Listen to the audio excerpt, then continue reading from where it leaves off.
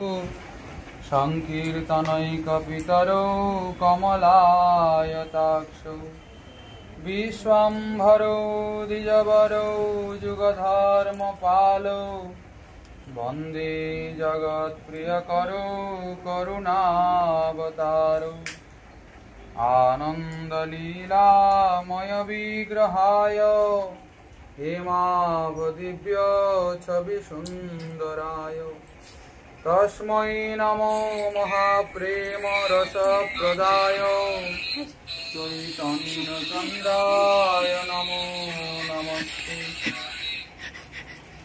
गर्हापीडं नटवरवपु कर्णयो कर्णिकारं बिभ्रद्वासं कनककपिशं वैजयन्तीं जमालम् रन्ध्रान् वेणुरधरसुधया पूरयन् गोपवृन्दैर्बृन्दारण्यं स्वपदरमणं प्राविशद्गीतकीर्तिः। हे कृष्ण करुणा सिन्धो दीनबन्धो जगत्पते गोपेश गोपिकान्तो राधाकान्तो नमोऽस्तुते।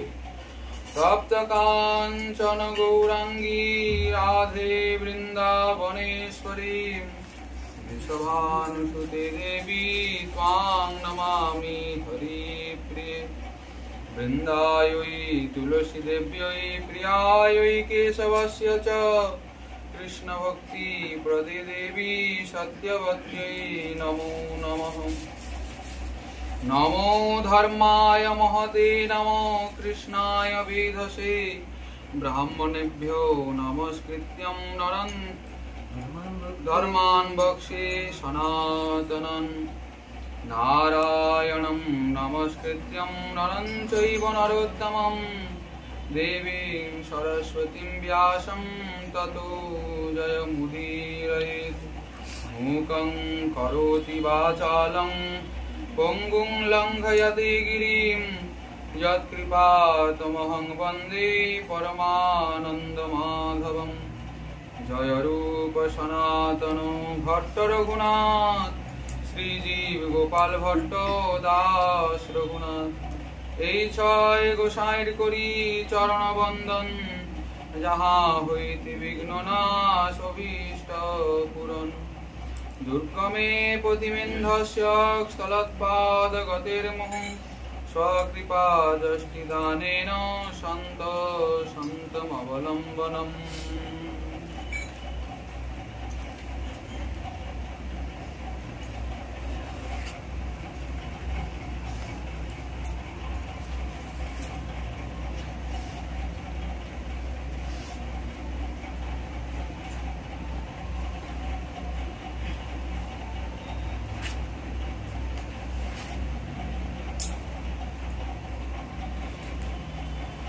प्रभु कहे एहो बाध्य आगे कहो आर, राय कहे सधर्म त्याग सर्वसाध्य सार।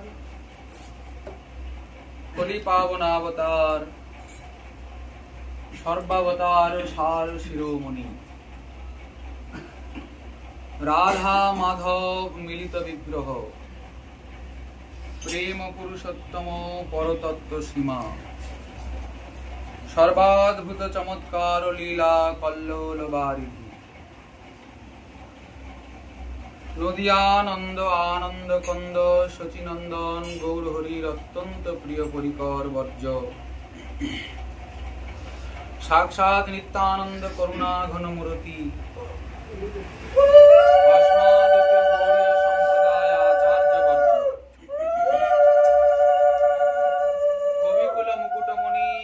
भक्त शिरोमणि श्री श्रील कृष्णदास कविराज गोस्वामी चरण तदीय श्री श्री चैतन्य चरितामृत महाग्रंथ रत्नेर मध्यलीलार अष्टम परिच्छेदेर संगे परिचय दिच्छे। राय रामानंदेर संगे श्रीमन महाप्रभुर जे संवाद। महाप्रभु प्रश्न जिज्ञासा करे जाच्छेन, राय रामानंद उत्तर दिच्छेन। শুরু হলো একদম প্রথমের থেকে। প্রভু কহে পরশ্লোক সাধ্যের নির্ণয়, স্বধর্ম আচরণে বিষ্ণু ভক্তি হয়। প্রভুর ভালো লাগলো না। প্রভু বললেন এহ বাহ্য আগে কহোয়া। রায় বললেন কৃষ্ণে কর্মার্পণ সাধ্য সার। কিন্তু তাও প্রভুর ভালো লাগলো না। আবার প্রভু বললেন এহ বাহ্য আগে কহোয়া। এখন রায় বলছেন স্বধর্ম ত্যাগ এই সাধ্য সার। এখন স্বধর্মকেও ত্যাগ করতে হবে। তা স্বধর্ম ত্যাগ করে কি করব, যাব কোথায়? স্বধর্ম যদি ত্যাগ করে দেওয়া যায় তাহলে আর কি নিয়ে থাকা গেল? ধর্ম মানেই তো হলো ধারণ করে রাখে যে। তা যদি আমার ধর্মই না থাকলো তাহলে আমার জীবন আর কিসে? এই কথার পরিপ্রেক্ষিতে রায় রামানন্দ শ্রীমদ্ ভগবত গীতার একটি শ্লোককে প্রমাণ স্বরূপ দিচ্ছেন। বলছেন সর্বধর্মান পরিত্যাজ্য মাম একং শরণং ব্রজ অহং ত্বাং সর্ব পাপেভ্যো মোক্ষয়িষ্যামি মা শুচঃ। সর্বধর্মান পরিত্যাজ্য মাম একং শরণং ব্রজ। সর্বধর্মকে, ছোট বড় যত ধর্ম রয়েছে আমাদের, সবকে ছেড়ে দিয়ে আর পরম ধর্মের আশ্রয় নিতে হবে। পরম ধর্মটা কি? ভাগবত বললেন সবই পুংসা পর ধর্ম যতর ভক্তি অধুক সজি। সমস্ত মনুষ্যের জীবের পরম ধর্ম কি? শ্রীকৃষ্ণ ভক্তি করা। তা ঠাকুর অন্য কারোর ভক্তি করলে কি হবে না? শ্রীকৃষ্ণকেই কেন ভজতে হবে? আর কি ভজনীয় কেউ নেই? ভজন করা যাবে এমন কেউ আছে কি নাই? বলে হ্যাঁ, বহু আছে। যত রকমের মতি তত রকমের গতি। কিন্তু ভাগবত দেখালেন, ভগবত গীতা দেখালেন যে ভজনীয় একমাত্র শ্রীকৃষ্ণই। কেননা তিনি হলেন স্বয়ং ভগবান, তাই তো?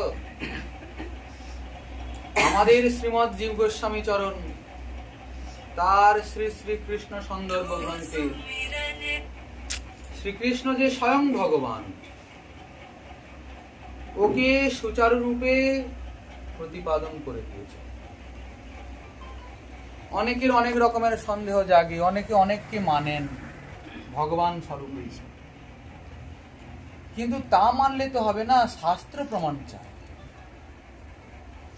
শাস্ত্র প্রমাণ এবং সাধুবর্গের অনুভব প্রমাণ এসবও চাই। এই বিষয়ে অনেক আলোচনা। কেননা শ্রীকৃষ্ণকে হৃদয় বিহারী করে আর হৃদয়ে ধারণ না করলে তো আর সঠিক বিষয়টা উপলব্ধি হচ্ছে না। দেখুন, যে কোনো একটি স্বরূপে নিষ্ঠা চায়। যদ্যপি শ্রীকৃষ্ণ স্বয়ং ভগবান, অনন্ত স্বরূপ রয়েছে তার, কিন্তু আসলে কোন স্বরূপে নিষ্ঠা করতে হবে? অনেকে অনেক রকমের বলেন। অনেকে বলেন পিতা মাতা ভগবান, অনেকে বলেন গুরু ভগবান, অনেকে আবার বলেন গণেশ ভগবান, সূর্য ভগবান। জগতে সবই ভগবান। আজকে আমার মাতা পিতা ভগবান, কালকে আমিও পিতা হব, মাতা হবে, আমরাও ভগবান হব। এই করে দেখা যায় কি জগতে সব ভগবানের ছড়াছড়ি, তাই তো? কিন্তু তা তো হওয়াটা ঠিক নয়। ভগবান তো একম এব অদ্বিতীয়ম। ভগবান তো একাই থাকবেন। হ্যাঁ, তার বিভিন্ন প্রকাশ আছে, বিভিন্ন বিলাস আছে, বিভিন্ন কারণে তিনি অবতীর্ণ হন, বিভিন্ন রূপ ধারণ করেন, কিন্তু তা বলে ভগবান বহু হন না। ভগবান একই। বিভিন্ন বিভিন্ন কার্য সম্পাদনের জন্য তাকে বিভিন্ন রূপে, বিভিন্ন ভাবে, বিভিন্ন সময়ে, বিভিন্ন যুগে আসতে। কিন্তু স্বয়ং ভগবান বলে একটি কথা রয়েছে, আর তার অংশ, কলা, এসব বলে একটা ব্যাপার রয়েছে। যদি আমি বলি আমি রামের ভজন করি, রামকে ভগবান মেনে বসেছি, আমি কৃষ্ণের ভজন করি, কৃষ্ণই ভগবান, আমি নরসিংহের ভজন করি, নরসিংহ ভগবান, বলেন তা কিন্তু নয়। হ্যাঁ, আপনার যিনি আরাধ্য দেবতা, তার প্রতি আপনার নিষ্ঠা তো থাকবেই, ওটা কোনো দোষের কথা নয়, ওটা ইষ্ট নিষ্ঠা। আমার যিনি হৃদয়ের প্রাণধন, তো তাকে আমি সর্বশ্রেষ্ঠ বলবো না? বলারই তো কথা, স্বাভাবিক ব্যাপার। কিন্তু তা বলে যে আপনার ধারণাটাই যে ঠিক তা কিন্তু নয়। ও বিষয়ে কিন্তু আমাদের শাস্ত্র মহাজনের আনুগত্যে আসতেই হবে। পিতামহ ব্রহ্মা কি বললেন? ঈশ্বর পরম কৃষ্ণ সচ্চিদ আনন্দ বিগ্রহ অনাদির আদি গোবিন্দ সর্ব কারণ কারণম। ঈশ্বর পরম কৃষ্ণ, পরম শব্দটা এখানে লাগানো হচ্ছে কেন? দৃঢ়তাকে প্রতিপাদন করার জন্য, যে কৃষ্ণই স্বয়ং ভগবান। উনার কলেবর কি দিয়ে তৈরি? বলছেন সৎ চিৎ আর আনন্দ দিয়ে তৈরি। এখন বর্তমানে অনেক ভগবান হচ্ছে, এই আমি ভগবান, আসো আমি কৃপা করে দেব, সব হয়ে যাবে ঠিকঠাক। আচ্ছা দেখুন, মহাজন বলছেন ঈশ্বরের স্বরূপটা কি দিয়ে তৈরি হবে? সৎ চিৎ আনন্দ দিয়ে তৈরি। আমাদের শ্রী ঠাকুর মহাশয় বলছেন গোবিন্দ শরীর সত্য, তাহার সেবক নিত্য, বৃন্দাবন ভূমি তেজময়। গোবিন্দ শরীর সত্য। সত্য মানে কি? যার কখনো নাশ হয় না তাকে বলে সত্য। কি আজকে সত্য কালকে মিথ্যা হবে ওরকম কিন্তু বিষয়টা নয়। যে পূর্ণ নিত্য তাকে বলে শুদ্ধ সত্য, তাই হলো সত্য। ভগবান কখনো মিথ্যা হতে পারেন নাকি? এই বিষয়ে অনেক আলোচনা করেছেন আচার্যগণ। আগে ভগবানের স্বরূপ বিচার করা হোক, তারপরে তো আসছে তার গুণ বিচার আর অন্যান্য বিষয়। কে ভগবান হবে? আপনিও ভগবান হতে পারেন। ভগবানের যেরকম স্বরূপ যা যা দিয়ে তৈরি, তা দিয়ে যদি আপনার শরীরটা তৈরি হয়, ভগবানের যে যে গুণগুলো রয়েছে সেগুলো যদি আপনার মধ্যে থাকে, তাহলে আপনিও ভগবান হতে পারবেন। এটাই তো। এখন বিচার্য বিষয় ভগবানের স্বরূপ কি দিয়ে তৈরি? বলছেন সৎ চিৎ আর আনন্দ দিয়ে। আমাদের শরীরগুলো বলছেন পঞ্চমহাভূতের সংস্থান। গোসাইপাদ বলছেন ন ভূত সঙ্গ সংস্থান দেহস্য পরমাত্মন। আমাদের শরীরটা যেরকম করে পঞ্চমহাভূতের সংগঠিত অবস্থা, ভগবানের শরীর কিন্তু এরকম নয়। ভগবানের শরীর কখনোই পঞ্চমহাভূত দিয়ে তৈরি নয়। অনেকে বলেন ভগবান নাকি নররূপে এসেছেন এই জগতে, যে আসে তাকে শরীর ছেড়ে দিয়ে যেতেই হয়। ভগবান মানুষের শরীরটা নিয়ে এসেছেন, ছেড়ে দিয়ে গেছেন। দেখুন এই নিয়মটা এই জড়জগৎ থেকে যেসব শরীরগুলো তৈরি হয়েছে তাদের ক্ষেত্রে, এই জড়জগতের উপাদানগুলি দিয়ে যে তো শরীর তৈরি হয়েছে তার ক্ষেত্রে সেই শরীরটা এখানে ছেড়ে দিয়ে যেতেই হবে। কিন্তু ভগবানের শরীর তো সৎ চিৎ আর আনন্দ দিয়ে গড়া, তার শরীর চিন্ময়। তিনি এই প্রাকৃত জগতের নিয়মে চলেন না। তবে হ্যাঁ, তিনি আসেন, প্রকট হন আর অপ্রকট হয়ে যান। এই জন্য গীতাতে বললেন জন্ম কর্ম চ মে দিব্যমে এবং যো ব্যক্তি তত্ত্বতঃ। আমার জন্ম কর্ম বিষয়ে যে ব্যক্তি তত্ত্বগতভাবে জানবে, সে আর এই জড়জগতের বন্ধনে, সে নিজেই জন্ম মৃত্যুর চক্র থেকে নিষ্কৃত বলেছেন।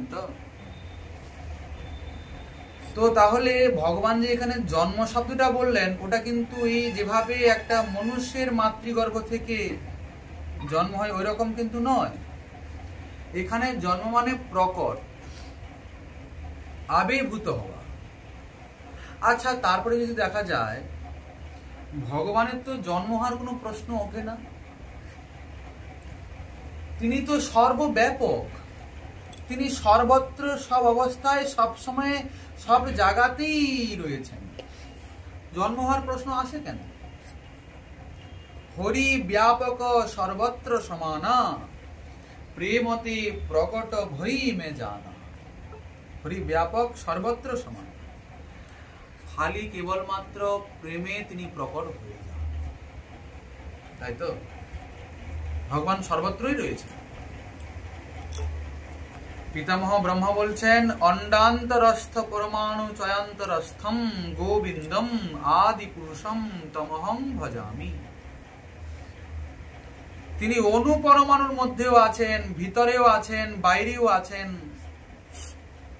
আছেন কিনা? তাহলে তার জন্ম হওয়ার কোনো প্রশ্নই ওঠে না। তো আপনারা ভাগবত দেখবেন, যখন ব্যাস নন্দন সুকমুনি শ্রীকৃষ্ণের অবতরণ করাচ্ছেন, জন্ম শব্দটা বলেননি, তখন প্রকট করা বলেছেন, আবির্ভূত হলেন বলেছেন। জনার্দন আবির্ভূত হলেন। আবির্ভাব হওয়া আর জন্ম হওয়ার মধ্যে পার্থক্য আছে তো? যার জন্মই হলো না, তার মৃত্যু কি করে হলো? তাই তো? যার জন্মই হলো না, তার মৃত্যু কি করে হবে? গীতাতে তিনি বলেছেন, জাতস্য হি ধ্রুব মৃত্যু। যার জন্ম হয়েছে তার মৃত্যু নিশ্চিত। কিন্তু যে অজন্মা, যার জন্মই হয় না, তার মৃত্যুর প্রশ্ন আসে কেন? তাহলে কি হয় না, তিনি প্রকট হন, কিছুদিনের জন্য উনার কার্য সম্পাদন করেন, লীলাবিলাস করেন, আহ্লাদিনী শক্তিকে আশ্রয় করে নিজে সুখ আস্বাদন করেন, সেই ভক্তকে সুখ আস্বাদন করান, তার লীলার একটা বৈচিত্র্যময় স্মৃতি এই জড়জগতে রেখে যান, আর আচার্য মহাজনগণ সেই লীলারসের আস্বাদন করেন, অনুভব করেন, আর সেই অনুভূতিকে, সেই আস্বাদনীকে তারা এই গ্রন্থের মাধ্যমে লিখে যান। আগামী দিনে যে সব সাধক ভক্ত আসবেন, ভক্তদের তো প্রাণ স্বরূপ ভগবত লীলা, ভগবানের নাম গুণ রূপ লীলা, আর ভক্ত কি নিয়ে থাকবে? এই জন্য ভগবান আসেন বিভিন্ন সময়ে বিভিন্ন লীলার বিস্তার করতে। কিন্তু ভগবানের শরীরটা কোনো প্রাকৃত শরীর নয়। নভূত সঙ্গ সংস্থান দেহস্য পরমাত্মনঃ। আচ্ছা, শ্রীমদ্ ভাগবতী ভগবান ঋষভদেব বলছেন, ইদং শরীরং মম দুর্বিভাব্যম। আমার যে এই শরীরটা দেখতে পাচ্ছ তোমরা, এটা কি? ভাবনার অভিযোগ। তুমি তোমার ওই প্রাকৃত বিচার বিশ্লেষণ দিয়ে আমাকে বুঝতে পারবে না। সম্ভব কি? ভগবান অনন্ত, বিভু, তার আদি নাই, অন্ত নাই। একটু বুদ্ধি খাটালে বোঝা যায় যে তিনি কত অসীম, অপার। কে বর্ণনা করতে পারবে? কে তার পার পাবে? সম্ভব কখনো কি? আচ্ছা দেখুন, এই ধরুন আমরা এতজন এখানে বসছি, এখানে কোনো একজন ব্যক্তি, এইখানে যারা যারা বসছেন, তাদের মনের কথা যদি শুনতে পান, বুঝতে পারেন, জানতে পারেন, সেই ব্যক্তি তাহলে সুস্থ থাকবে তো? বলে, মশাই, আমি আমার নিজের একার মনের বকবকানিকে আর সহ্য করতে পারি না, কি মাথা যন্ত্রণা হয়, মন এতই বক বক বক বক বক বক করে, আর এত লোকের কথাকে আমি কি করে আর শুনবো, আর আমি একাই বা এত লোকের মনে ঢুকবো কি করে? কিন্তু দেখুন, অনন্ত কোটি ব্রহ্মাণ্ড, অনন্ত বৈকুণ্ঠ, ভগবানের যাবতীয় সৃষ্টি, সমগ্র সৃষ্টি, সবার অন্তর্যামী তিনি একা। যেখানে যেখানে জীব শক্তি রয়েছে, সেখানে সেখানে অন্তর্যামী রূপে তিনি রয়েছেন, তাই কি না? প্রতিনিয়ত জীব ভগবানের উদ্দেশ্যে কিছু না কিছু প্রার্থনা, কিছু না কিছু নিবেদন করে চলেছে, করছে না? তা ভগবান এত অনন্ত অনন্ত জীবের কথা, মনের কথা কি করে শুনছেন, কি করে সবার সমাধান করছেন? এত স্বরূপে, অনন্ত স্বরূপে, সবার হৃদয়ে অন্তর্যামী রূপে তিনি কি করে আছেন? আমাদের কল্পনার মধ্যে আসবে এই চিন্তা ভাবনা? আমরা ধরতে পারবো? বলছেন তিনি কল্পনাতীত, তিনি ইন্দ্রিয় গ্রাহ্য নন। এই ইন্দ্রিয়গুলি দিয়ে তাকে উপলব্ধি করা যাবে। প্রাকৃত ইন্দ্রিয়গুলো দিয়ে অপ্রাকৃত ভগবৎ স্বরূপ, ভগবৎ ঐশ্বর্য, মাধুর্য, তার নাম, গুণ, রূপ, লীলাকে কখনো বুদ্ধিমত্তায় বোঝা যাবে না। কেবলমাত্র তিনি অনুভব বেদ্য আর কৃপা সাধ্য। যদি তিনি কৃপা করে উদয় হন তাহলে বোঝা যাবে। ঈশ্বরের কৃপালেশ হয়তো যাহারে, সেই তো ঈশ্বর তত্ত্ব জানিবারে পারে। আর ঈশ্বরের কৃপা বিনা পণ্ডিত নহে কেনে, দেখিলে শুনিলে হো ঈশ্বর নাহি মানে। অনন্ত শক্তির অধিকারী তিনি। কখন যে কি কি মায়া তিনি করছেন, কার ক্ষমতা আছে তার মায়া না আটকে বুঝবে? আছে ক্ষমতা। ভগবান ঋষভ দিয়ে বলছেন ইদম শরীরং মম দুর্বিভাব্যম, আমার এই শরীরটা ভাবনার অগোচর। শ্রীধর স্বামীপাদ টিকা করছেন ইদং মনুষ্যাকারং শরীরং মম দুর্বিভাব্যম। এই যে আমার যে এই মনুষ্যের মতো দেখতে শরীরটা, ওটা ভাবনার অগোচর। বলে কেন ঠাকুর, আপনার মনুষ্যের মতো দেহটা ভাবনার অগোচর কেন, বাকিগুলো? বলে দেখুন, এই যে নরসিংহ রয়েছে, বরাহ, বামন, অন্যান্য যেসব হয়গ্রীব, মৎস্য অবতার, কুর্ম অবতার, মোহিনী, এনারা যে রয়েছেন, এনাদের প্রতি জীবের ওই যে ভগবত বুদ্ধি হতে তেমন বেশি অসুবিধে হয় না। হবে কি, ভগবান বাবু এই রূপ ধারণ করেছেন। কিন্তু যখনই মনুষ্য লীলার প্রশ্ন আসে, রামলীলা, কৃষ্ণলীলা, গৌরলীলা, মনুষ্য লীলা, তো তখন একটু সন্দেহ হয়ে যায়। কেন না, যেহেতু আমাদের মতো দেখতে উনাকে, উনার লীলার মধ্যে, উনার স্বরূপের মধ্যে আমাদের একটু প্রাকৃত বুদ্ধি এসেছে। এই জন্য শব্দটা প্রয়োগ করছেন মনুষ্যাকারম। আমার এই মনুষ্যের মতো দেখতে শরীরটা দুর্বিভাব্যম, ভাবনার অগোচর। দেখতে একই রকম হলেও হবে কি, তোমার শরীরটা পঞ্চমহাভূত দিয়ে তৈরি আর আমারটা সৎ চিৎ আনন্দ দিয়ে তৈরি। তোমার ভিতরে কিছু এক, বাইরে কিছু এক।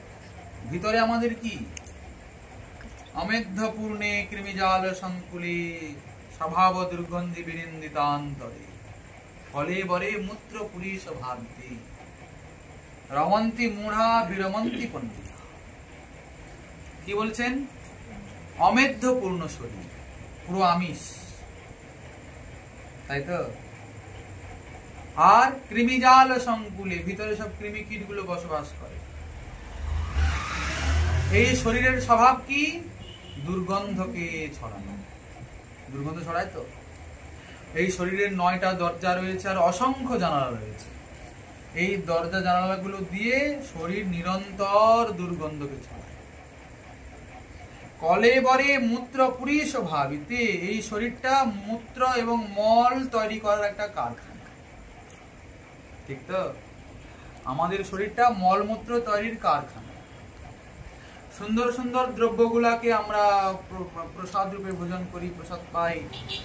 আর এত সুন্দর সুগন্ধযুক্ত প্রসাদ, কত দামি দামি প্রসাদ, পুষ্পান্ন, ছানা, রসা, আর সে কত দুর্গন্ধ হয়ে বেরিয়ে যায়। এটা আমাদের শরীরের স্বভাব। পঞ্চমহাভূতের দিয়ে যে শরীর তৈরি, তার এরকমের স্বভাব। কিন্তু ভগবৎ স্বরূপ এরকম নয়। ভগবানের ভিতরেও যা, ভিতরেও সচ্চিদ আনন্দময়, বাইরেও সচ্চিদ আনন্দময়।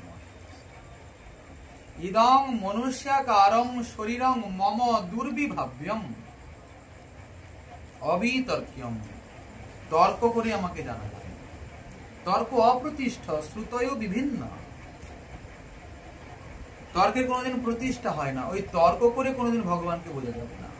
অনুমান প্রমাণে নহে ঈশ্বর তত্ত্ব জ্ঞানে, ঈশ্বরের কৃপা বিনা তারে কেহ নাহি জানে। আপনি বলছেন মনে হয় ভগবান এরকম হবে, আমার না না তুমি ঠিক বলছো না, মনে হয় ইনি ভগবান। সে বলছে না না মনে হয় ইনি ভগবান। একবার হয়েছে কি জানেন, ঋষি সমাজে ঝগড়া বেঁধেছে, ভগবান আসলে কি। আচ্ছা দেখুন, এই যে জীবকুল মনুষ্যকুল, ওদের কর্ণধার যে আচার্যগণ ঋষি মুনিরা, তারাই তো অনুভব করে আর লেখনের মাধ্যমে সব বিস্তার করে গেছেন জীব কাকে মানবে। তা এখন ঋষিদের মধ্যেই ঝগড়া শুরু হয়ে গেছে, ভগবান কি। সমস্ত দেবী দেবতাদের মধ্যে তিনজন মুখ্য তো, ব্রহ্মা বিষ্ণু মহেশ। বলবেন এখন এই প্রমুখ তিনজন দেবতা রয়েছেন, তাদের মধ্যে ভগবান তো কাউকে না কাউকে তো আমাদেরকে স্বীকার করতে হবে, কাউকে না কাউকে তো একটা আসনে বসিয়ে আমাদের আরাধনা করতে হবে। তা কে ভগবান? সে বলছে দেখুন শিব ভগবান, তিনি মহাদেব। আবার বলছে না না না না না, আরে মহাদেব হন কিন্তু ব্রহ্মা ভগবান। কি বলেছেন না বিষ্ণু ভগবান। বলে না, আমাদের মধ্যে ঝগড়া করে লাভ নেই, একটু পরীক্ষা করে দেখ। তা করুন পরীক্ষা। তো সবাই মিলে পরীক্ষক রূপে ভৃগু মুনিকে চয়ন করলেন। এখন ভৃগু ঋষি যাচ্ছেন ভগবানকে পরীক্ষা করতে। প্রথমে তিনি গেলেন তার নিজ পিতা ব্রহ্মার কাছে। আচ্ছা, ব্রহ্মলোকে গিয়েছেন, ব্রহ্মার সামনে দাঁড়িয়ে আছেন। তা পিতার কাছে পুত্র এসছে, একটু প্রণাম টনাম করবে তো, একটু শিষ্টাচার বোধ বলে তো কিছু আছে, চুপচাপ দাঁড়িয়ে আছে। ব্রহ্মা ভাবছেন দেখো ছেলেটা এসছে, কি ধৃষ্টতা, একটা প্রণামও করে না। আর তা হোক, যা আমার ছেলেটা না হয় প্রণাম করেনি, বাপের কাছে না হয় যায়, কিছু বলবে তো, কিছু বলেও না। তুমি কি জন্য এসেছো, একটু মাথাটা খারাপ হয়েছে। ব্রহ্মা প্রণাম করেনি তো, অভিমান আছে দেবত্বের, আমি পিতামহ ব্রহ্মা সৃষ্টিকর্তা। প্রণামও করে না, কিছুই করে না। ব্রহ্মা তো ভয়ঙ্কর রেগে গেলেন, আর রেগে গিয়ে একদম এই কমণ্ডলুদের জলটা বের করে অভিশাপ দিতে উদ্যত হয়েছেন। ভৃগুখান থেকে পালিয়েছে। ওনার পরীক্ষা করা হলো। কি পরীক্ষা হলো? যে এক তো ইনার মধ্যে দেবত্বের অভিমান আছে, দ্বিতীয় কথা ইনার মধ্যে এত ক্রোধ কেন, না ইনি ভগবান। কোথায় গেলেন? কৈলাস মহাদেবের কাছে। মহাদেব তো একদম ধ্যানে মগ্ন ছিলেন, আর যেমনি ভৃগু এসছেন, আহা হা হা, ভাই তুমি এসেছো, বাহ বাহ, ভাই হয়তো। আর যেমনি একবারে দৌড় দিয়েছে আলিঙ্গন করতে, ভাই এসে একটু কোলাকুলি করবে, আলিঙ্গন করবে।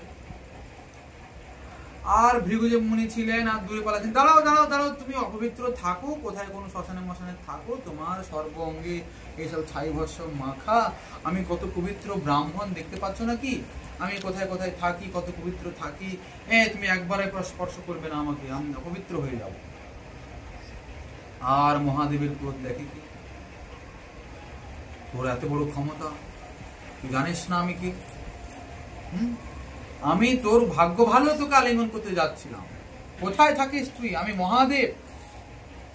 ভয়ঙ্কর ক্রোধিত হয়েছে, আর ত্রিশূলটা নিয়ে একদম মেরে ফেলেন অবস্থা।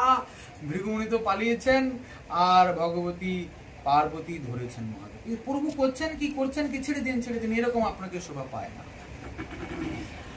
এই যে ত্রিদেব, একজন সত্যগুণের, একজন রজগুণের, একজন তমগুণের, কিন্তু ভগবতী পার্বতীর মধ্যে তিনটে গুণেরই সমাশ্রয়। এই জন্য তিনি মহাদেবকে এখন সামলে নিতে পারলেন। থাক, যা হয়েছে হয়েছে, ভাই তো ভুল করেছে, যা করেছে ছাড়, মনে ঋষির লোক বাবা। আচ্ছা, দুজনের পরীক্ষা হয়ে গেল। এখন আর একজন বাকি আছে, উনি তো যোগ নিদ্রায় শয়নে আছেন শেষ সাগর উপরে। আর বৈকুণ্ঠেশ্বরী কমলা, তিনি শ্রীচরণ সেবায় সংলগ্ন রয়েছেন, বড় চিত্ত তন্ময় আছে ওনার, প্রভুর চরণ সেবা করছেন, প্রভুর শ্রীমূর্তির দর্শন করছেন। আর এদিকে হয়েছে কি কোনো কথা নেই, বার্তা নেই, কিছু নেই। হঠাৎ করে ভৃগুমুনি গিয়ে আর উঠে পড়ে একটা দিয়েছে জোরে লাথি একদম প্রভুর হৃদয়ে। যেমনি লাথি মেরেছেন আর প্রভু তো সঙ্গে সঙ্গে, কারো হৃদয়ে যদি লাথি মারা যায় কি হবে তাহলে অবস্থা? ভয়ঙ্কর প্রতিপন্ন হবে কিনা? আর একজন ঠিক আছে, সে ব্যক্তি না হয় জেগে আছে, তাকে না হয় আপনি মেরেছেন, কিছু করেছেন, ঘুমন্ত অবস্থায় তাকে এভাবে একটা সজোরে পদাঘাত করলেন, তো কেমন একটা ব্যাপার। লক্ষ্মী ঠাকুরানী তো একদম ক্ষিপ্ত, কি হলো আমার সামনে আমার প্রতিদেবকে এত বড় ব্যভিচার। ভৃগুমুনি তো আর বাক্য বন্ধ, সর্বনাশ হয়েছে, কি করলাম আমি। তিনি ভাবছেন আজ আমার আর রক্ষী নেই, তিনি যে আমাকে কি অভিশাপ দেবেন, কি যে আমার অবস্থাটা দাঁড়াবে। কিন্তু হয়ে গেল তার উল্টো। দেখছেন কি প্রভু হঠাৎ করে চাইলেন, সঙ্গে সঙ্গে ভৃগুমুনির চরণটাকে ধারণ করলেন। আপনি কৃপা করে এসেছেন, আপনার চরণে আঘাত লেগে গেল, আমার কঠিন বক্ষ, আমার কঠিন বক্ষে আপনার কোমল চরণ কোথায় আঘাত লাগেনি তো? তিনি প্রেমাশ্রুতে বিগলিত হচ্ছেন, তার প্রেমাশ্রু দিয়ে ভৃগুমুনির চরণকে বিধৌত করছেন। ভৃগুমুনি আর কি বলবেন, উনিও প্রেমে পুলকিত হচ্ছেন। দেখো দেখো দেখো, ভগবান সাক্ষাৎ পরমেশ্বর, অনন্ত কোটি ব্রহ্মাণ্ডের নাথ, অখিল জীব বল্লভ, আর তিনি কিনা এভাবে আমার মতো সামান্য ক্ষুদ্র জীবের এরকম করে চরণ ধরেছেন। হা হা হা হা, আমার শেষ হয়ে গেল। তিনি তো ভয়ে কাঁপছেন, কিন্তু প্রভুর কি দীনতা, অভিমান শূন্যতা। কতক্ষণ প্রার্থনা করলেন, চরণ সম্বাহন করলেন, প্রভু কৃপা করে এসেছেন। আপনি আমাকে আজকে যে অলংকারটা দিলেন, আমাকে ধন্য করে দিলেন, আজ থেকে আপনার এরকম চরণ চিহ্নের অলংকার আমি হৃদয়ে ধারণ করব। ভৃগুপদ লাঞ্ছন সেই থেকে উনার হৃদয় থেকে গেল। হ্যাঁ দেখুন, আচ্ছা ভৃগুমুনি তো আর কোনো কথা বললেন না, ক্ষমা টমা চেয়ে কোন রকম এলেন, ঋষি সমাজে বলে দিলেন, দেখুন স্বয়ং ভগবান নারায়ণী উনারই যেন জীব আরাধনা করে, ভজন করে, তাই তো ভালো কথা। তো অতএব শাস্ত্র মহাজন যেভাবে ভগবত স্বরূপের নির্ণয় করেছেন, এটা বুঝতে হবে তার স্বরূপটা কি দিয়ে তৈরি, সৎ চিৎ আর আনন্দ দিয়ে তৈরি, ভিতরে এবং বাইরে, আলাদা কিচ্ছু না। এটা যে কেবল শাস্ত্রে লেখা হয়েছে তা নয়, আচার্যগণ তাকে প্রমাণ করেও দেখেছেন। অনুমান প্রমাণে নহে ঈশ্বর তত্ত্ব জ্ঞানে। তবে হ্যাঁ, ভগবত কৃপা ছাড়া তাকে কেউ বোঝে না। কিন্তু যদি কেউ মনে করে আমি প্রমাণ করে দেব, আমি এই করবো, অনুমান করবো, ওতে হয় না। অবিতর্ক্যম মদ ইচ্ছা বিলসিতম নৎপহং প্রাকৃত মনুষ্য ইতি। আমার যে মনুষ্য রূপের দেহটা, এটা তর্কের অগোচর, ভাবনার অগোচর। আমি নিজের ইচ্ছায় বিলাস করি, আমি কারুর অধীনে থাকি না। তো কেবল হয় কি, লীলা বিলাস কি, লীলা শক্তির বিস্তার করতে হলে ভগবানকে একটু নিজেকে যোগমায়ার মানে আনুগত্যে যেতে হবে। সবসময় যদি তিনি সর্বজ্ঞ থাকেন, তাহলে নিজে লীলা করবেন কি করে? কখনো কখনো ওনাকে ভুলতে হয় যে আমি স্বয়ং ভগবান। ওটা কিন্তু সব জায়গাতে হয় না, ওটা কেবলমাত্র বৃন্দাবনে। আমরা আলোচনায় যখন আগে যাব সেই জায়গায়, তখন সেসব বিস্তারিত আলোচনা করব। তো এখন শ্রীকৃষ্ণই যে স্বয়ং ভগবান এবং তারই যে ভজন করতে হবে, এই বিষয়টা আগে বুঝতে হবে। ব্রহ্মসংহিতায় পিতামহ ব্রহ্মা বলছেন, রাম আদি মূর্তিষু কলা নিয়মেন তিষ্ঠন নানা বকার মকরদ্ভু বনেষু কিন্তু কৃষ্ণ স্বয়ং সমভবৎ পরম পুমানজো গোবিন্দম আদি পুরুষম তমহং ভজামি। রাম আদি মূর্তিষু কলা নিয়মেন তিষ্ঠন। ভগবানের কলা অবতার, গুণাবতার, সত্যাবিশ অবতার, লীলা অবতার, যুগাবতার, মন্বন্তার অবতার, এভাবে 6 প্রকারের অবতার হয়। তার মধ্যে রাম আদি যত বিগ্রহ রয়েছেন তারা এইসব কলা আদি অবতার রূপে বিভিন্ন লোক বিরাজমান। কিন্তু কৃষ্ণ স্বয়ং সম্ভবত পরম পুমান, কৃষ্ণই হলেন স্বয়ং পরম পুরুষ, স্বয়ং ভগবান।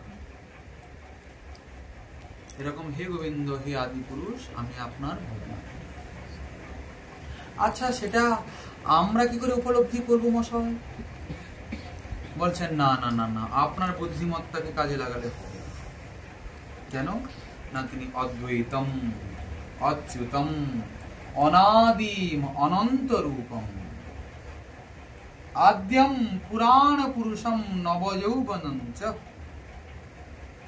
দেখুন কি সুন্দর কথা বলছেন। তিনি অদ্বৈতম, তার কোনো দ্বিতীয় নেই, অচ্যুতম, অনাদি, উনার অনন্ত রূপ, আদ্যম, সবার আদিতেই তিনি, পুরাণ পুরুষম, পুরাণ পুরুষ হয়েও সব থেকে পুরাতন, তবুও নবযৌবনঞ্চ। বলে দেখুন মশাই, আমি অনেক শাস্ত্র পড়েছি, বেদ, শাস্ত্র, উপনিষদ আমার সব কণ্ঠ হয়ে গেছে। তাহলে হবে কি? বেদেষু দুর্লভম, বেদেও তিনি দুর্লভ, তাকে ধরা যায় না। বেদ নেতি নেতি বলে, নয় ইতি, না বোধহয় ইনি হবেন, না না না না বোধহয় ইনি হবেন, বেদও নির্ণয় করতে পারছেন। বেদেষু দুর্লভম, অদুর্লভম আত্মভক্ত। তিনি বেদে দুর্লভ হলেও কি হবে? যারা তার আত্মভক্ত, নিজ প্রিয় ভক্ত, সমর্পিত, শরণাগত, তার কাছে তিনি তার নিত্য স্বরূপে, সেই রসঘন মোহন স্বরূপে প্রকটিত হয়েছে। বেদেষু দুর্লভম অদুর্লভম আত্মভক্ত গোবিন্দম আদি পুরুষং তমহং ভজামি। শ্রী গোবিন্দ স্বয়ং ভগবান তার সেই ভগবত্তাকে পূর্ণ প্রতিষ্ঠাপিত করার জন্য পিতামহ যে ব্রহ্ম সংহিতা রচনা করেছেন, আপনারা তার অনুশীলন করবেন। ভগবান যে শ্রীকৃষ্ণ, এই বিষয়ে আপনাদের আর কোনো সন্দেহ থাকে? হ্যাঁ, শ্রীমদ্ ভাগবত কি বলেন?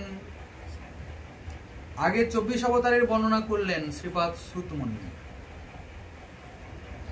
রাম, নৃসিংহ, বরাহ, কুর্ম, বামন, সবার বর্ণনা করলেন।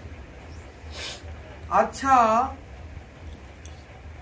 হয়তো পরীক্ষিত মহারাজের, সৌনকাদি ঋষিবৃন্দের প্রশ্ন হতে পারে, ওই কৃষ্ণের কথা তো বলা হলো না। শেষে সুত গোস্বামী পাদ বলছেন, এতে চাংশ কলাপুংস কৃষ্ণস্তু ভগবান স্বয়ং।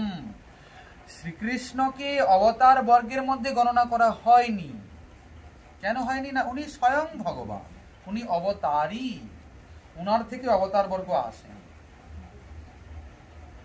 আচ্ছা, খালি কৃষ্ণ ভগবান বললেই কি হবে? কৃষ্ণ যে স্বয়ং ভগবান, তা অন্য আর কি আছে বলুন? আর কি প্রমাণ দেওয়া যেতে পারে? তাহলে হয় বুঝলাম যে অন্যান্যরা সব ওনার অংশ, কলা, অবতার। কিন্তু আর গুণ টুন বিচার একটু করুন, কার কেমন গুণ? আপনি যে উনাকেই স্বয়ং ভগবান বলছেন, কি জন্যই বা বলছেন? আমাদের গোস্বামীপাদ বলছেন, সৌন্দর্য, ঐশ্বর্য, মাধুর্য, বৈদগ্ধ বিলাস, ব্রজেন্দ্র নন্দনে ইহা অধিক উল্লাস। দেখুন, এখানে আবার একটা নতুন কথা জানা গেল। গোস্বামীপাদ বলছেন, কৃষ্ণ তো স্বয়ং ভগবান, কিন্তু কৃষ্ণ ভগবান হলে হবে কি? কৃষ্ণলীলাও 3টি স্বরূপে হয়েছে, এক ব্রজের কৃষ্ণ, মথুরার কৃষ্ণ, আর দ্বারকার কৃষ্ণ। ই বাবা, এত মহারহস্যের কথা, বড় কেঁচুপুর থেকে উঠে বেরোচ্ছে দেখছি। তা এই 3 স্বরূপের, এই কৃষ্ণলীলা 3টি স্বরূপের মধ্যে কাকে পূর্ণ ভগবান, স্বয়ং ভগবান?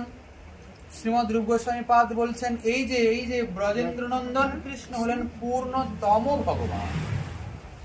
তিনি পূর্ণতম, পূর্ণতর আর পূর্ণ, এই 3 ভাগে কৃষ্ণলীলাকে ভেদ করলেন। পূর্ণতম অর্থাৎ যার মধ্যে নিখিল কলা, নিখিল রস, নিখিল গুণ একাধারে বিরাজমান,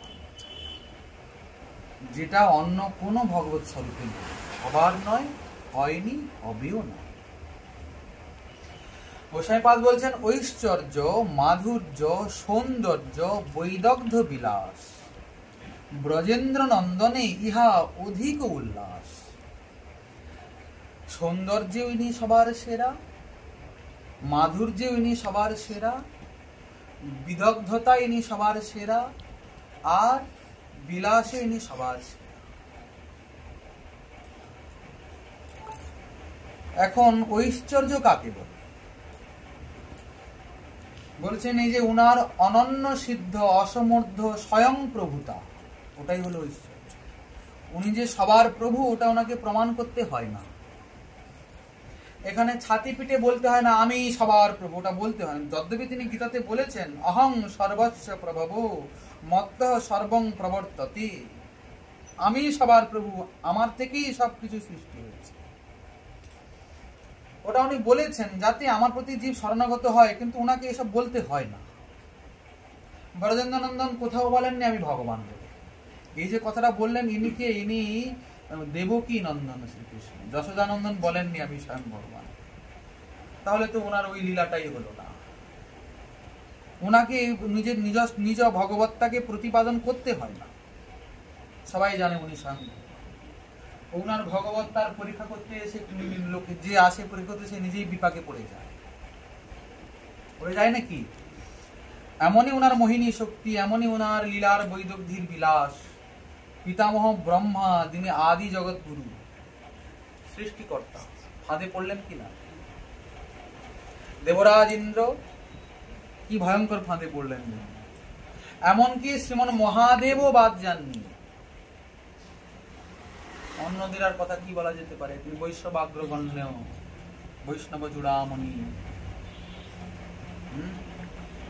তাহলে সমস্যা কোথায়? সহজে ওনাকে বোঝা যাচ্ছে না। ঐশ্বর্য। মাধুর্য কাকে বলে? মাধুর্যম অসমর্থতয়া সর্বমনোহরম স্বাভাবিক নাম রূপ গুণ লীলাদি সৌষ্ঠবম। স্বাভাবিক সর্বচিত্তাকর্ষক ওনার নাম রূপ গুণ লীলা। ওনার যে নাম, ওনার যে রূপ, ওনার যে গুণ, ওনার যে লীলা, এমনই ওটা যে সাধারণ মানে গোসাইপাদ বলছেন স্থাবর জঙ্গম পুরুষ যোশিত কিবা স্থাবর জঙ্গম সর্বচিত্তাকর্ষক সাক্ষাৎ মনমথ মদন। স্থাবর জঙ্গম পর্যন্ত তাদের চিত্ত আকর্ষিত হয়েছে। শ্রীমদ্ ভাগবতের বেণুগীতিতে দেখবেন কি অদ্ভুত বর্ণনা করেছেন সুখমণি। বেণুনাথ শ্রবণ করে যদি সবার এই অবস্থা হয়, তাহলে তার নাম রূপ গুণ, তার লীলাগুলির কি অবস্থা হবে? তবে নদীগুলো উল্টো দিকে প্রবাহিত হচ্ছে, স্থাবর জঙ্গম হয়ে যাচ্ছে, জঙ্গম স্থাবর হয়ে যাচ্ছে একটা মাত্র বেণু মাধুরী কি শ্রবণ। গা গোপ কৈরণুবনং নয়তরুদার বেণুষ্মনৈ কলপদৈ স্তনুবৃত্তি সব অস্পন্দনম গতিমতাম পুলকস্তরুণাম নির্যোগ পাশ কৃত লক্ষণয়োর বিচিত্রম। অস্পন্দনম গতিমতাম, যাদের স্পন্দন নাই তারা গতিমতা হয়ে পড়ছে, অর্থাৎ স্থাবর জঙ্গম হয়ে যাচ্ছে, জঙ্গম স্থাবর হয়ে যাচ্ছে। কি অদ্ভুত ওনার মাধুর্য। সর্বমনোহরম, ওটা কিন্তু কোনো চেষ্টা করে কোনো তপস্যা করে ওনাকে করতে হয়নি, ওটা ওনার স্বাভাবিক সম্পত্তি, ওটা ওনার স্বাভাবিক অনন্য সিদ্ধ মাধুর্য। আর সৌন্দর্যের কথা তো কি বলবো। গোসাইপাদ বলছেন, ভাগবত বলছেন ভূষণ ভূষণাঙ্গম, ভূষণের ভূষণ অঙ্গ, তাতে ললিত ত্রিভঙ্গ, তার উপর ভ্রুধনু নর্তন, তিরছ নেত্রান্ত বান, তার দৃঢ় সন্ধান, বিন্দে রাধা গোপীগণের মন। দেখুন ভূষণের ভূষণ অঙ্গ, ভূষণগুলো উনার অঙ্গে গিয়ে ভূষিত হয়। কথাটা বুঝতে পারলেন? অনেকে আমরা যে অলংকার করি নিজেকে সুন্দর দেখানোর জন্য, অলংকার করলে আমাদের দেখতে ভালো লাগে, কিন্তু ওনার ক্ষেত্রে ওটা নয়। কিন্তু উনাকে ভালো লাগার জন্য অলংকার পরানো হয় না, পরেন না। অলংকার গুলো ওনার অঙ্গে গিয়ে শোভা পায়, ভূষণের ভূষণ অঙ্গ। হ্যাঁ, মহাজন বর্ণনা করছেন কিরকম সিদ্ধ হস্ত। এই সব গোস্বামীগণের পদ পদাবলী, মাধুর্যময় কথাগুলোকে নিরন্তর শ্রবণ কীর্তন করতে হবে, তবে কি ওইভাবে ওই রসে ডোবা যাবে। কৃষ্ণ নব জলধর, জগৎ শস্যের উপর বরিশয়ে লীলামৃত ধার। অদ্ভুত সেই সব বাণী, মাধুরী, সৌন্দর্য। আমরা এইসব বিষয়গুলো আগে গিয়ে বিস্তারিত আলোচনা করব যখন রায় রামানন্দ সংবাদে শ্রীমন মহাপ্রভু কৃষ্ণের রূপ জানতে চাইবেন, রাধারানীর রূপ জানতে চাইবেন। যদি আমাদের শ্রীমন মহাপ্রভু কৃপা করেন, যদি ততদূর পৌঁছাই, তো আমরা এগুলো বিস্তারিতভাবে আলোচনা করব। এ গেল কি সৌন্দর্য। আচ্ছা, ওই যে বললেন বৈদগ্ধ বিলাস, বৈদগ্ধ কি জিনিস? বলছেন কলা বিলাস দিগ্ধাত্মা বিদগ্ধ ইতি কীর্ত্যতি। সমগ্র কলা যত রয়েছে জগতে, সব কলায় যিনি কুশল সুনিপুণ, তাকে বলা হয় বিদগ্ধ। আচ্ছা, তা ইনি কোন কোন কলায় নিপুণ? বলে কেন? 64 কলা বিদ্যা এনার মধ্যে রয়েছে, 64 প্রকারের গুণ রয়েছে। 64টা গুণ ব্রজেন্দ্র নন্দনের মধ্যেই পূর্ণরূপে বিরাজমান, অন্য কোনো ভগবত স্বরূপে নেই। আমাদের রাজীবলোচন শ্রী রামচন্দ্রে বলছেন ওখানে 16 কলার মধ্যে 12টা কলা রয়েছে, বাকি যে 4টা 64-র মধ্যে বাকি যে 4টা কেবলমাত্র ব্রজেন্দ্র নন্দনের রয়েছে, আর কোথাও না। সে 4টা কি? সর্বাদ্ভুত চমৎকার ও লীলা কল্লোল বারিধি, অতুল্য মধুর প্রেম মণ্ডিত প্রিয় মণ্ডল, ত্রিজগন মানসাকর্ষী মুরলী কলকুদিত। হ্যাঁ, তার লীলা মাধুরী, প্রেম মাধুরী, রূপ মাধুরী আর বেণু মাধুরী। লীলা প্রেম প্রিয়াধিক্যং মাধুর্যং বেণুরূপয় ইত্য সাধারণং প্রত্যম গোবিন্দস্য চতুষ্টয়ম। আমাদের ব্রজেন্দ্র নন্দনের যেরকম লীলা, অন্য কোন ভগবত স্বরূপে আছে কি? অন্য কোন জায়গায় দেখা গেছে কি? ব্রজেন্দ্র নন্দনের যে লীলা রামলীলাতে আছে কি? অন্য কোন স্বরূপে? ব্রজেন্দ্র নন্দনের যেরকম রূপ অন্য কোন স্বরূপে দেখা যাবে? কোথাও নেই সেরকম। এই যে ভূষণের ভূষণ অঙ্গ, তাতে ললিত ত্রিভঙ্গ, তিরছ নিত্রান্ত বাণ।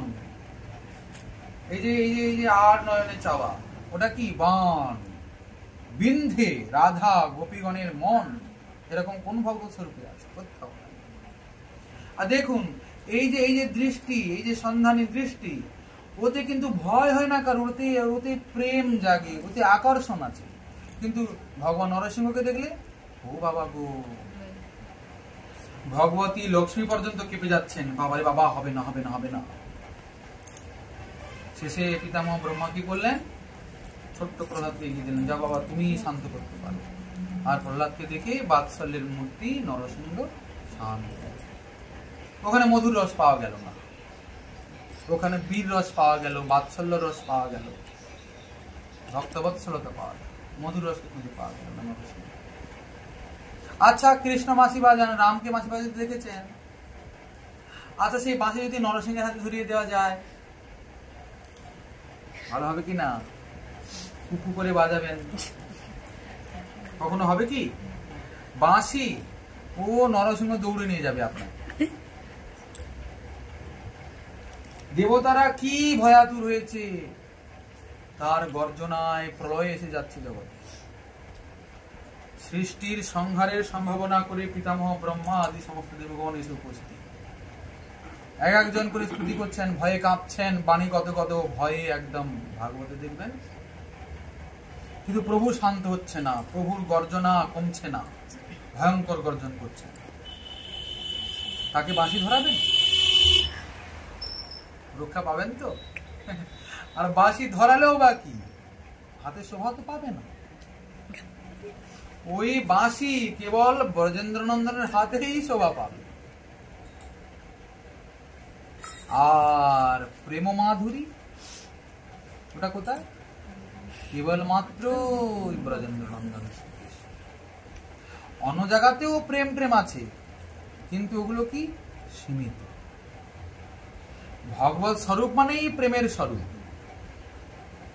কিন্তু ব্রজেন্দ্রনন্দনের যে প্রকারের প্রেম, রসকে আশ্রয় করে, অন্য পুত্রাপি নাই।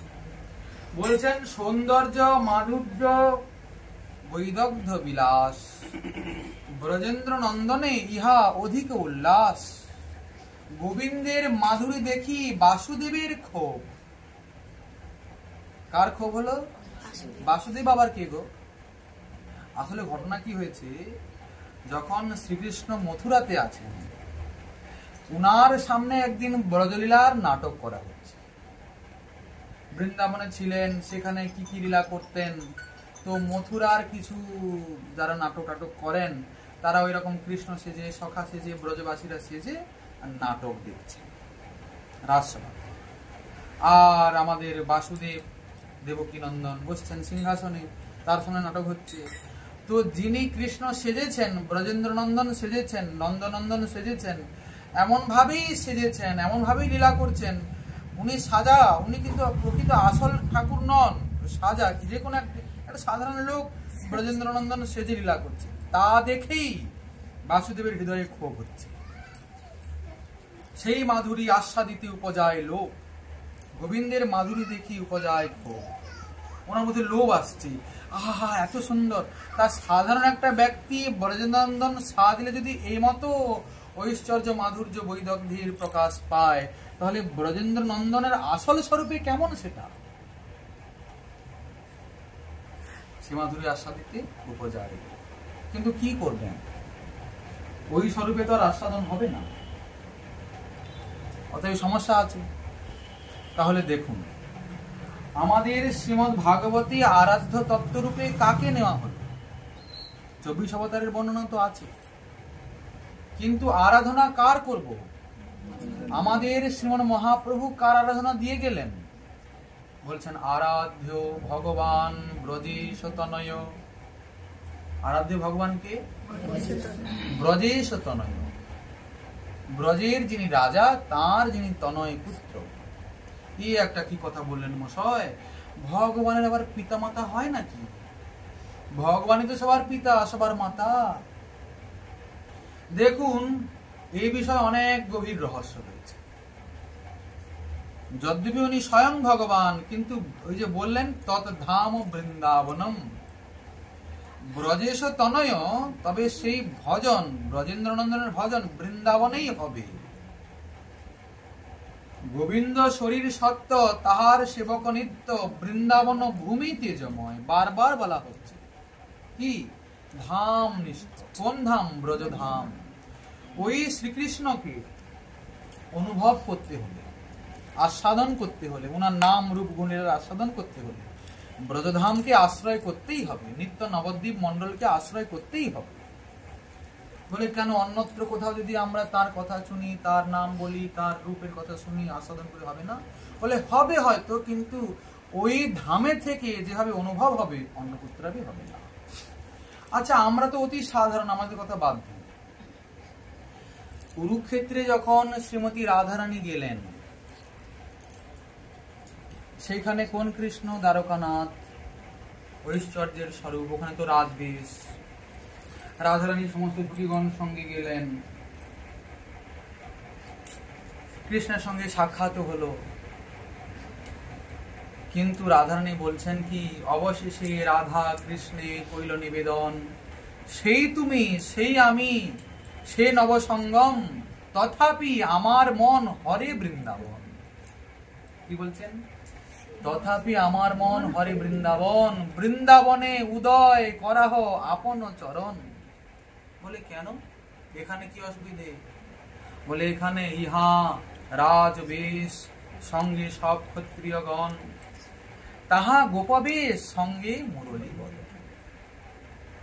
ইহা হাতি ঘোড়া রথধ্বনি, তাহা ভৃঙ্গ পিক। যমুনার কূল সেখানে, সেই মলয় পবন সমীরণ বইছে, কি সুন্দর সুগন্ধ। আর সেখানে কাকলির কুহুতান, কোকিলের কুহুতান,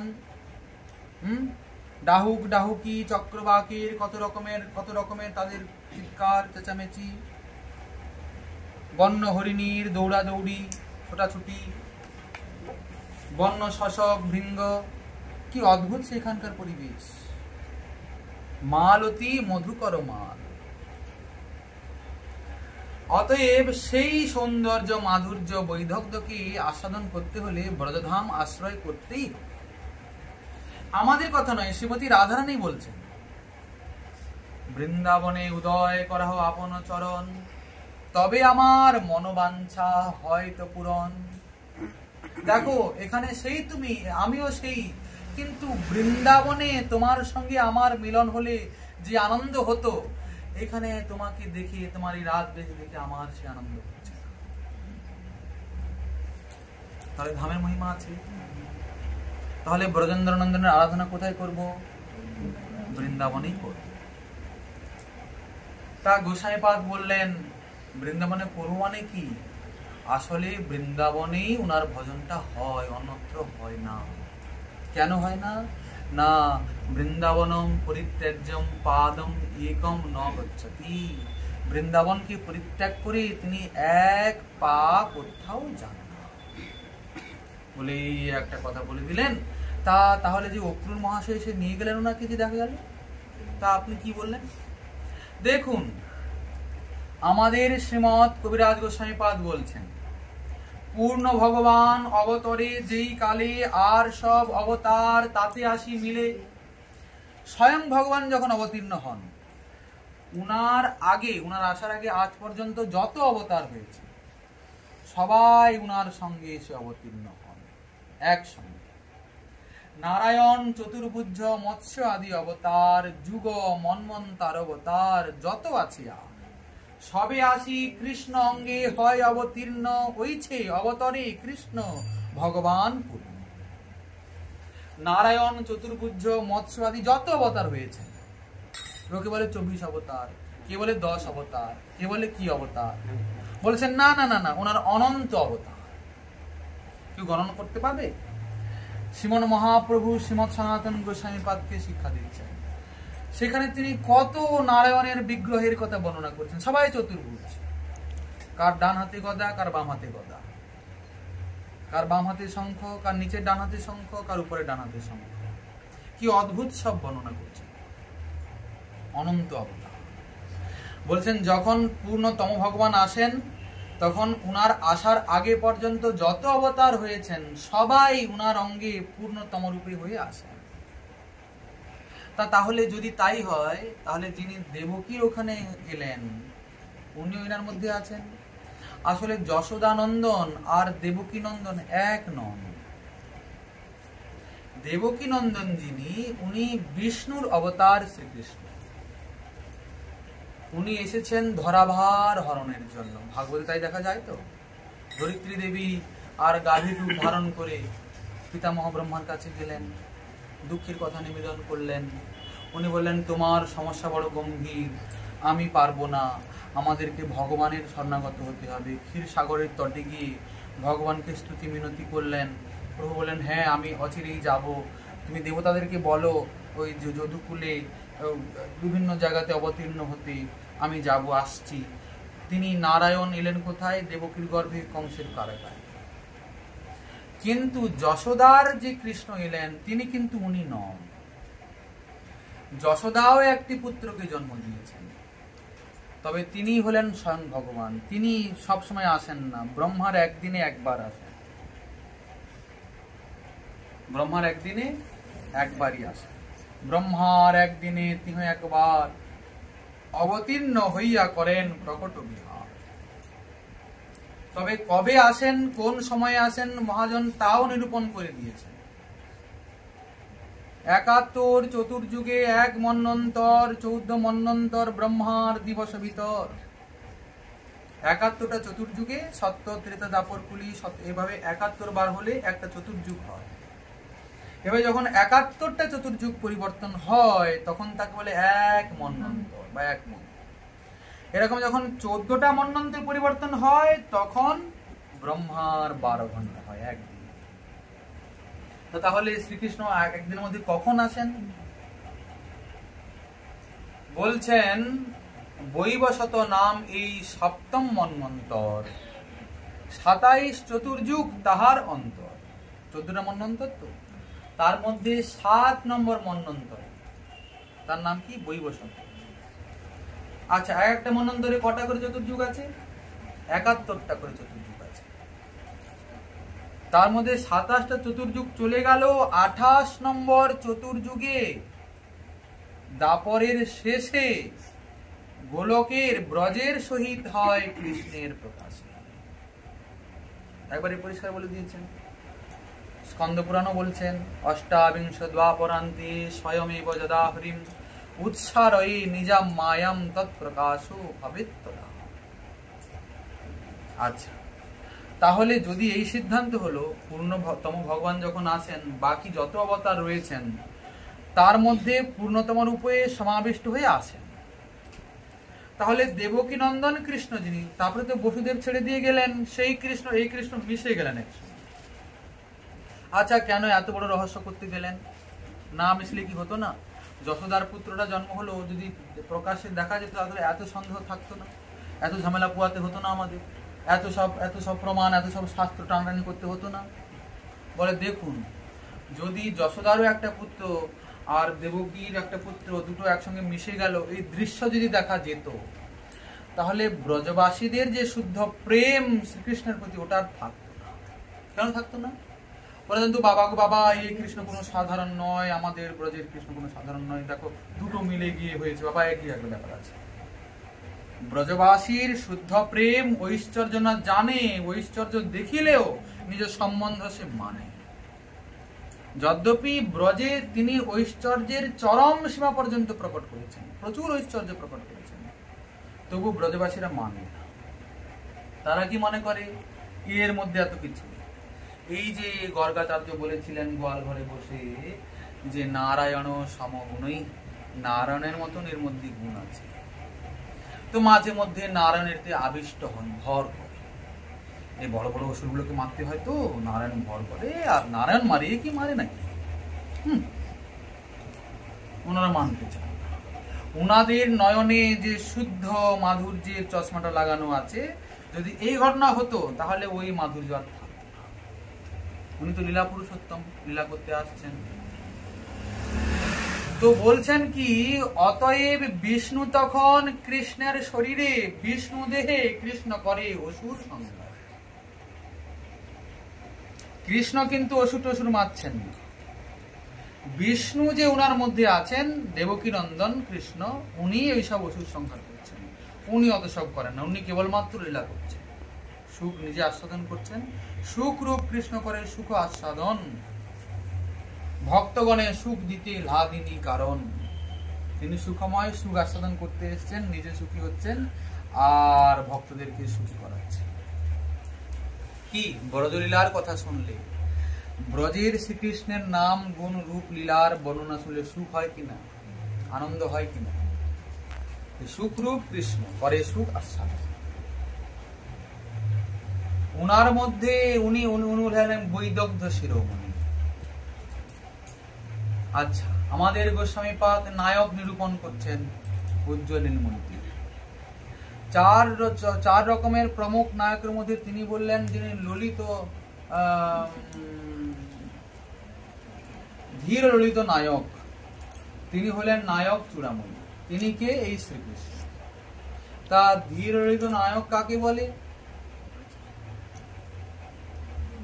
এও তিনি বর্ণনা করেছেন চৈতন্য চরিতামৃতে।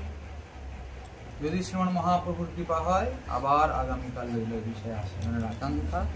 আজকের কথা রাখা হলো এখানেই বিশ্রাম। জয় জয় শ্রী রাধে।